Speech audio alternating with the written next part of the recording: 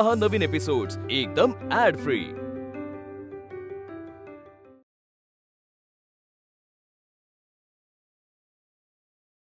भामे, काकू,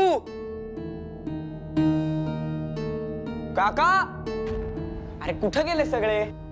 थांब दुष्ट कीचका, मी तुझा वध करतो। ए काशीनाथा, यशवंता, कुठे आहेत सगळे? काय चालू आहे तुमचं? भामे, राम कृष्ण हरी, राम कृष्ण हरी, ओ राम कृष्ण हरी, राम कृष्ण हरी। वा वा वा, काय आपल्या बुवांची ओघवती शैली आहे नाही का? आणि रसाळ वाणी एकदम, सगळा प्रसंग असा डोळ्यासमोर उभा राहतो जसाच्या तसा। हो ना। त्या प्रसंगातला भीम किती बलदंड होता, मग खरा भीम किती शक्तिशाली असेल? नाहीतर काय, म्हणून तर म्हणतात ना, अंगी शक्ती असावी तर भीमासारखी। कुठे होतात तुम्ही? अरे बाळ, तू केव्हा आलास? आम्ही आज बुवांच्या आख्यानाला गेलो होतो। कीचक वधाचा प्रसंग इतका सुंदर रंगवला त्यांनी, आमचा वेळ कसा गेला आम्हाला कळलंच नाही, म्हणूनच उशीर झाला। कुठे जातोस?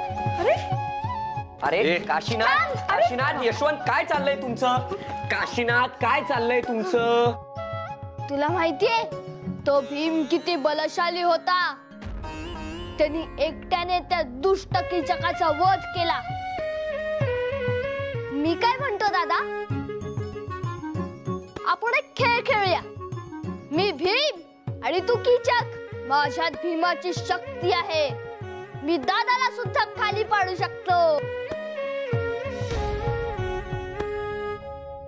बस पुरे, सारखी आपली चेष्टा मस्करी दंगा अभ्यास म्हणून करायला नकोय। आणि जर तुम्हाला नसेल ना अभ्यास, तर मला खूप आहे अभ्यास। मला नका घेऊ तुमच्यात।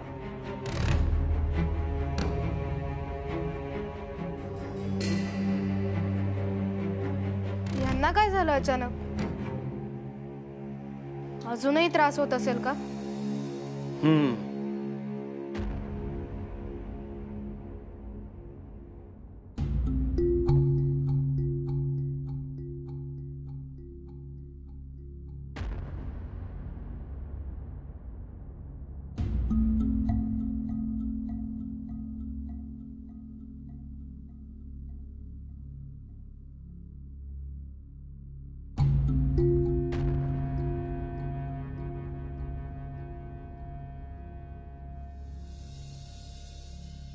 पोरू कुठे गेला?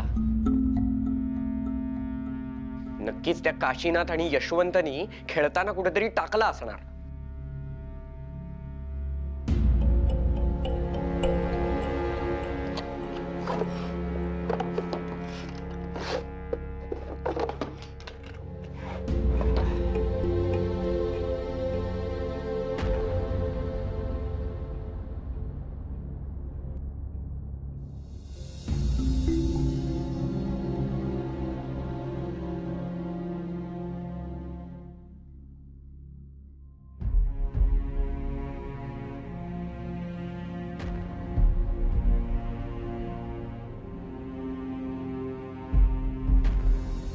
अच्छा, इथे होय।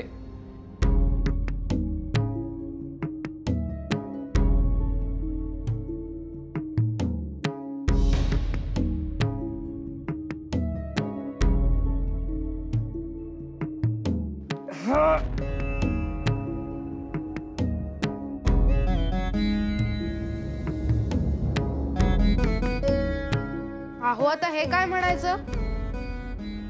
काल बैठका मारत होतात, आज हे? तू शांत बैस बघू। माझा बोरू मागे पडलाय, तो काढायचा प्रयत्न करतोय।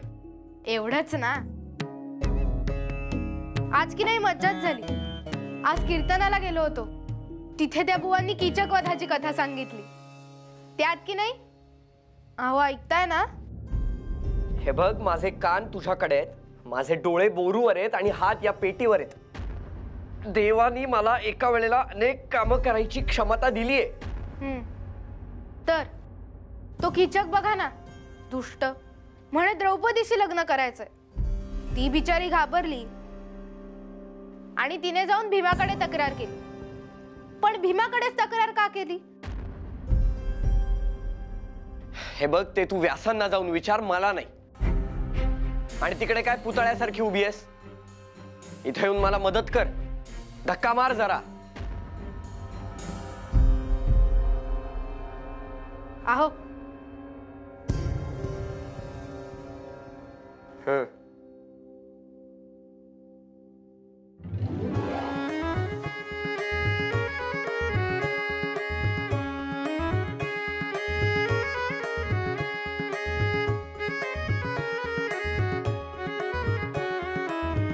कारण भीमाकडे शक्ती होती आणि तीच महत्वाची. करा, सगळे जण चेष्टा करा माझी. अहो आता ह्यात कसली चेष्टा आली? मी तर कीचक नको बैस, मला काय कळत नाही का? भीमाचं केवळ रूपक आहे. मुळात तुला हे सांगायचंय की मला साधी पेटी हलवता आली नाही. मला एक कळत नाही, तुम्ही सगळे जण मला अपमानित करायची एक संधी कशी सोडत नाही? तुमच्या पोटासोबत डोकंही दुखतंय का? बाहेर ओव्हर आहे इथनं, निघ. अहो नक्की सांगा तरी काय झालंय ते? इतकी चिडचिड कशाला? जा म्हणलं ना इथून. थोडा वेळ एकटा राहू दे मला.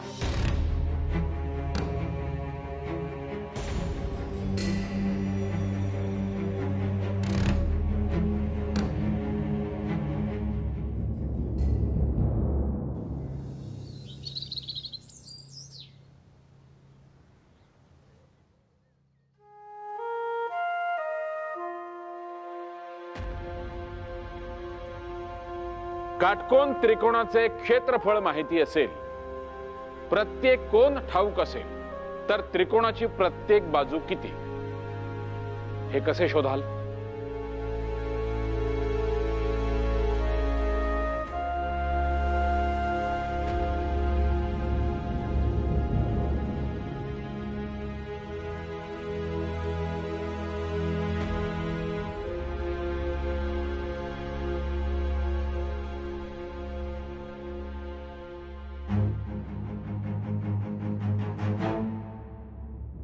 हा सर. काय रे टिळक्या, कुठे तंद्री लागली आहे तुझी? सर, त्याची तब्येत बरी नसेल. काय रे? शांत शांत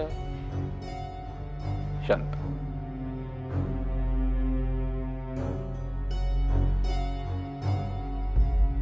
कर्वे, तुम्ही सोडवा बघू गणित. त्रिकोणाचे क्षेत्रफळ ठाऊक आहे, प्रत्येक कोन किती ते ठाऊक आहे, प्रत्येक बाजू किती. सोडवा बघू. त्रिकोणाची बाजू ना 60, 30, 90.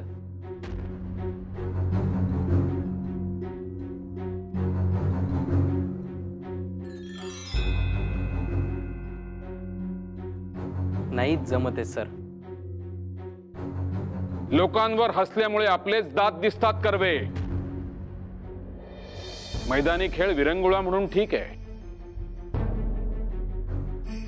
परंतु व्यक्तिमत्व ठरवण्यासाठी त्याचा उपयोग होत नाही कर्वे. समजला? हो. बस.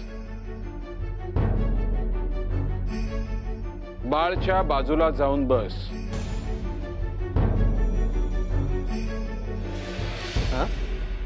बाळच्या बाजूला जाऊन बस. आता बसतोस की कान पिळू तुझा? जातो जातो.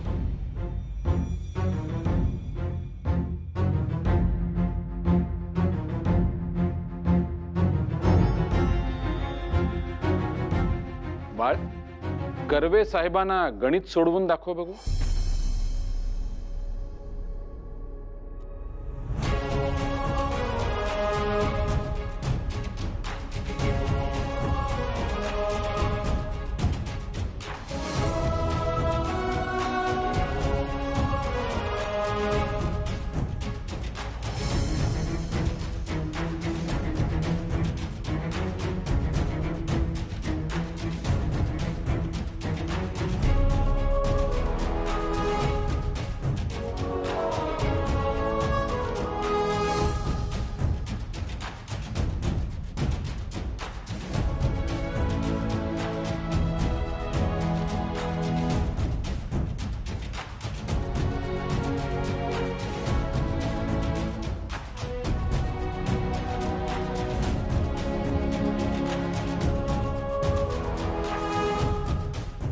त्रिकोणमितीच्या सहाय्याने आपल्याला त्रिकोणाच्या तिन्ही बाजू एकाच सूत्रात मिळतात. काय काल मैदानात तो धावू शकला नाही म्हणून तुम्ही सगळे हसलात त्याच्यावर. आज तुमच्यापैकी कुणालाही गणित सोडवता आले नाही म्हणून तो हसला तर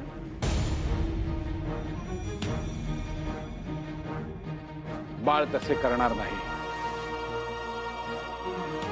आणि हेच बाळचं वेगळेपण आहे. टिळक्या माझा विद्यार्थी आहे या गोष्टीचा मला सार्थ अभिमान आहे.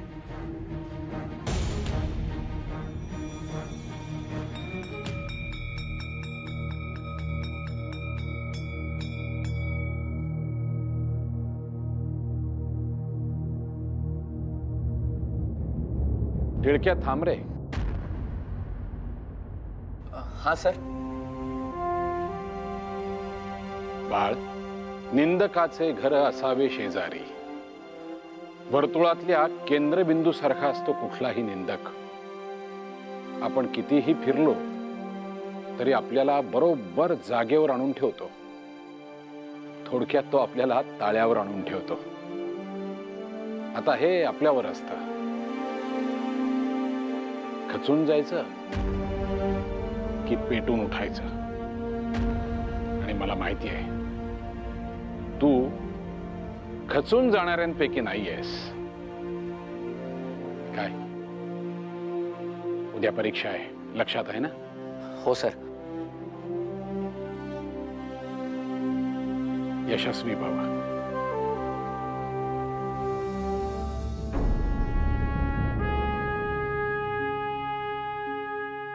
काय वेड्यासारखा धावलास रे?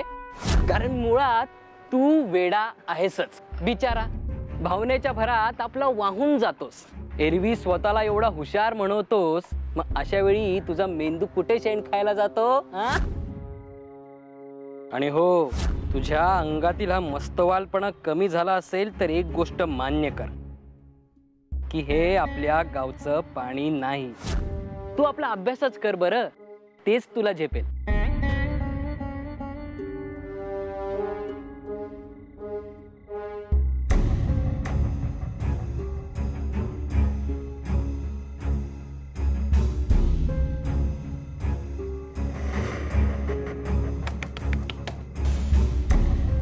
अहो दार उघडा ना. का स्वतःला शिक्षा करून घेताय? भामे तू इथून जा बघू. मला नाही बोलायचंय तुझ्याशी. अहो पण जा म्हणलं ना. अहो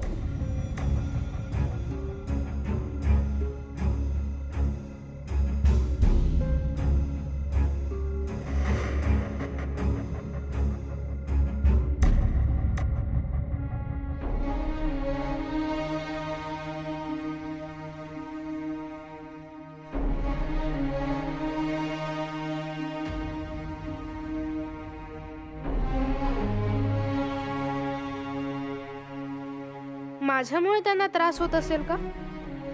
पण काय चुकीचं वागले मी? म्हणजे आता मीच याची शिक्षा घ्यायला हवी का?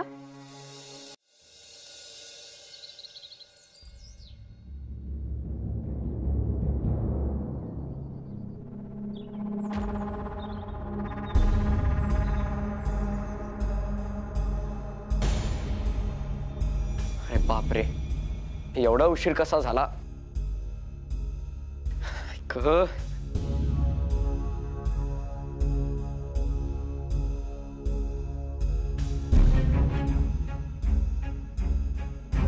अहो हे काय, तुम्ही अजून तयार नाही झालात जायला?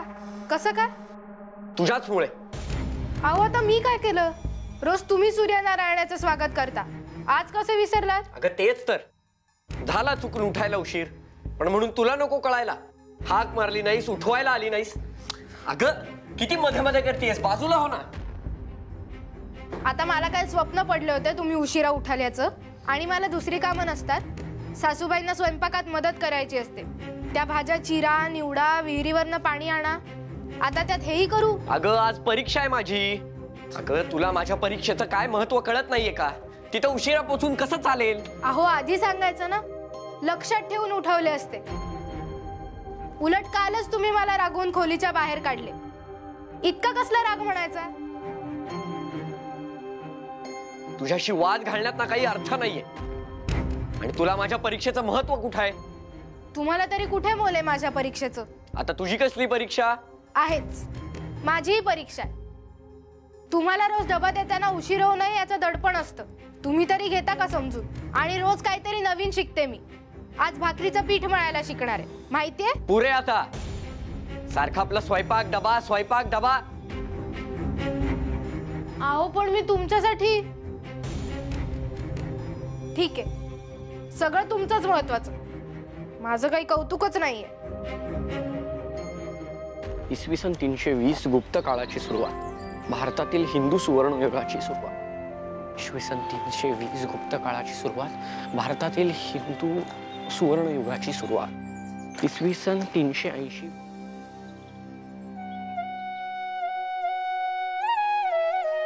झालं का भामा?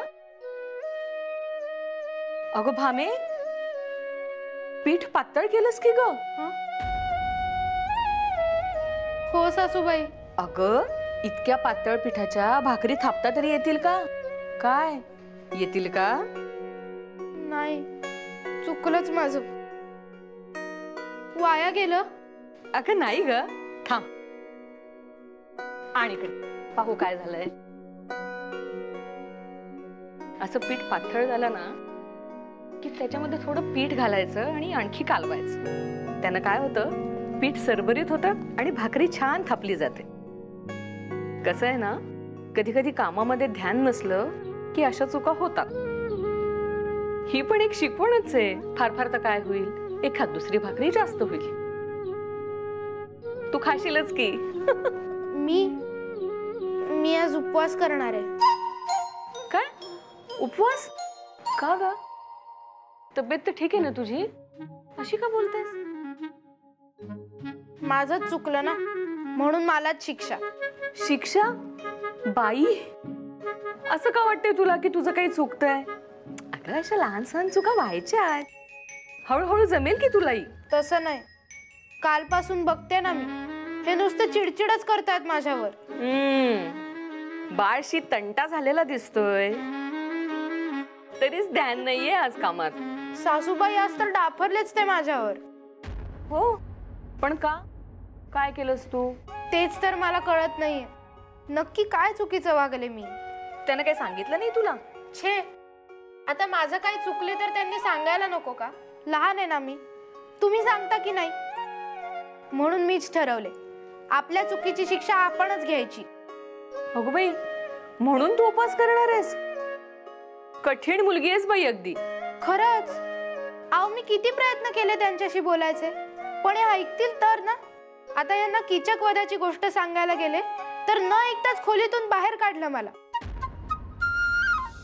आजही किती बोलले मला, माझ्या कुठल्याही गोष्टीचं कौतुकच नाही मोल.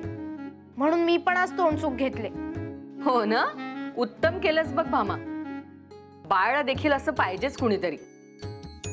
पण आता आपण तरी काय करणार भामा? आपल्या बायकांचा जन्म म्हणजे ना अगदी या पिठासारखा. कुणी कितीही पाणी टाका, मळा, चुरा, नाहीतर अगदी गरम तव्यावर ठेवा, आपण फक्त चटके सोसायचे बघ.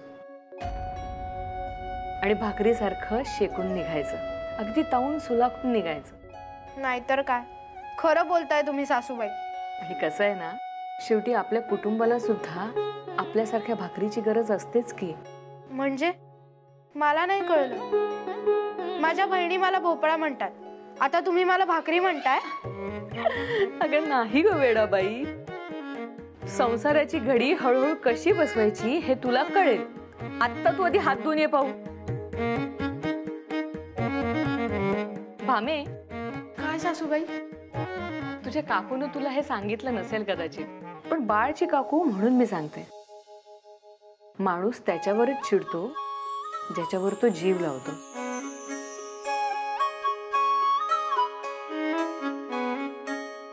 जी व्यक्ती आपल्या आयुष्याचा महत्वाचा भाग आहे, अशाच व्यक्तीवर तो चिडतो, रागवतो. समजलं?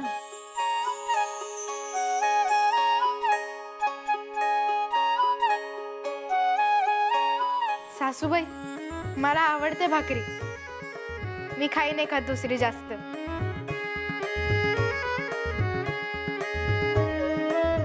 पण खरंच नेमकं काय बिनसलं असेल ह्यांचं?